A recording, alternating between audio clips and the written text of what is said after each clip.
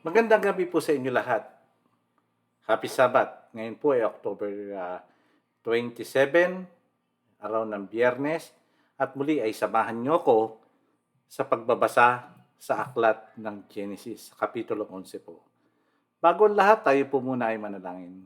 Ama namin Diyos sa langit, salamat po sa inyo. Salamat po sa napakasaganang biyaya at pagpapala na ipinagkaloob niyo sa amin, sa kaligtasan sa bawat lakad namin sa pang-araw-araw na buhay, sa kagaling at kalusugan sa aming mga pangangatawan. Patawad din po sa aming mga nagagawang kasalanan. Sana po, Ama, sa gabing ito na aming pagbabasa ay samahan muli kami ng inyong Santong Espiritu upang kami po ay makaunawa sa mga bawat nakasaad dito. Pagpalain naman po niyong bawat sa amin at ang lahat po hinihiling namin sa pangalan po ng aming Panginoong Hesus. Amen. Okay, simulan na po natin ang Kapitulo 11 ng Genesis. Simulan na po natin mga kapatid. Genesis 11:1 hanggang 32. Noon, wika lang ang ginagamit ng lahat ng tao sa mundo. Habang lumilipat ng tirahan ng mga tao patungo sa silangan, nakarating sila sa isang patag na lugar sa Shinar at doon sila naninirahan. Ngayon, sinabi ng mga tao, magtayo tayo ng isang lungsod na may tore na aabot sa langit para maging tanyag tayo at hindi mangalat sa buong mundo. Kaya gumawa sila ng tisa at pinahiran nila ito ng mabuti ng tumigas ng husto.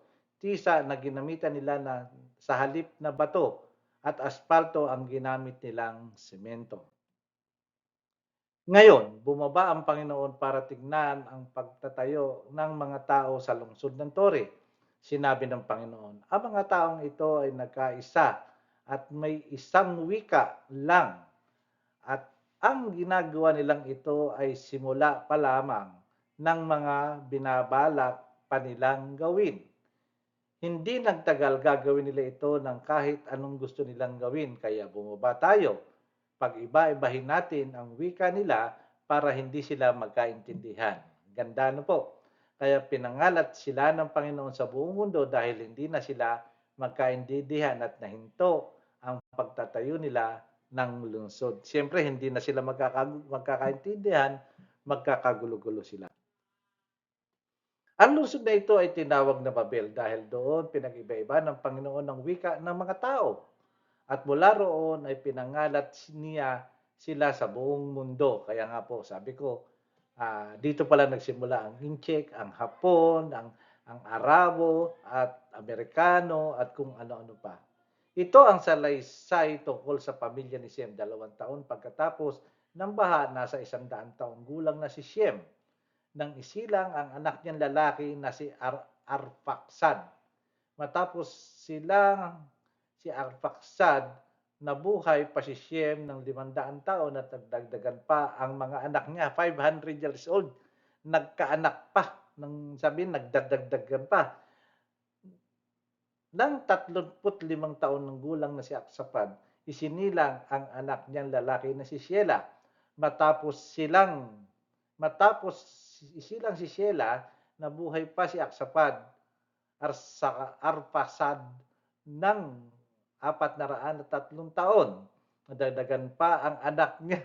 Kaya nga po kung ito po ay baka nakakatawa kasi biro nyo, 403 years old.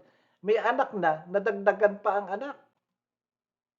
Nang 30 taong gulang na si Shelah, isinilang niya ang anak niyang lalaki na si Eber. Matapos isilang si Eber, nabuhay pa si Shelah ng 403 taon. At nadagdagan pa ang anak niya, ito na naman, ng 34 taong gulang na si Eber, sinilang niya ang kanyang anak na lalaki na si Peleg. Matapos isilang si Peleg, nabuhay pa si Eber ng 430 at nadagdagan pa ang mga anak niya. Kita nyo? Nang 30 taong gulang na si Peleg, sinilang niya ang anak niyang lalaki na si Reu. Matapos isilang si Reu, nabuhay pa si Peleg ng 200 taon at nadagdagan pa ang kanyang mga anak. Nang 30 taon na si Reu, isinilang niya ang anak niyang lalaki na si Serug. Matapos isilang si Serug, nabuhay pa si Reu ng 207 taon na nagdagan pa ang mga anak niya. Nang 30 taon na si Serug, isinilang niya ang anak niyang lalaki na si Nahor. Matapos isilang si Nahor, nabuhay pa si Serug ng 200 taon at dagdagan pa ang mga anak niya. Kita niyo pababa ng pababa ang taon, pero nagkakaanak pa sila sa mga edad nilang yon. Nang 29 taong gulang na si Nahor, isinilang niya ang anak niyang lalaki na si Tera. Matapos isilang si Tera, nabuhay si Nahor ng 119 taon at nadagdagan pa ang mga anak niya. Ang tindi ano po, ng 70 taong gulang si Tera, isinilang niya ang anak niyang lalaki na si Abram, Nahor at Haran. Ang mga lahi ni Tera. Ang mga lahi ni Tera, ito po yung ano. Ito ang kasaysayan ng pamilya ni Tera. Si Tera ang ama ni na Abram, Nahor at Haran. Si Haran ang ama ni Lot.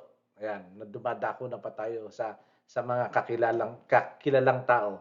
Namatay si Haran at Sa sa sakop ng Kaldeo, sa lugar mismo kung saan isinilang siya, namatay siya habang buhay pa ang ama niyang si Tera, naging asawa ni Abram si Sarai, at si Nahor ay naging asawa ni Milka, at ang ama ni Milka at ang kapatid niyang si Iska ay si Haran. Si Sarai ay hindi nagkaanak dahil siya'y baog.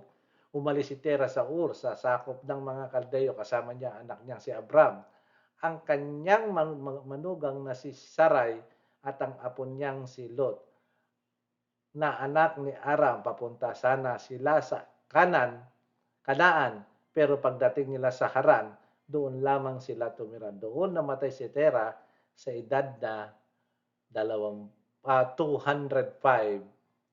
years old. Napakaganda ano po. Okay, natunghayan po natin ang isang napakagandang istorya sa Biblia. Ano po? Ito po yung kung paano tayo nagkaroon ng iba't ibang wika. Natuklasan natin na bakit nagkaroon ng English, ng Hebreo, ng Arabic, ng Tagalog, at kung ano-ano pa kung saan nagsimula. So, tayo po ay natutong muli sa gabing ito na sana ay na-enjoy nyo ang Kapitulo 11 na po. Pero bago ang lahat, sa pagtatapos po, tayo po muna ay manalangin. Ama namin Diyos sa langit, salamat po sa inyo. Salamat po sa panibagong aral na ipinagkaloob niyo sa amin ngayong gabi, na kami rin po ay kailangan huwag magmalaki, huwag magmataas, kundi ang inyong banal na kalooban lamang ang susundin. Maraming salamat po at pakigabayan po muli kami sa araw ng Sabat na ito. Salamat po at ang lahat po hinihiling namin sa pangalan ng aming Panginoong Jesus. Amen. Okay, maraming salamat po sa pagsama niyo muli sa akin. Happy Sabat po muli at ang biyaya at pagpapala ng Panginoon ay sumatin.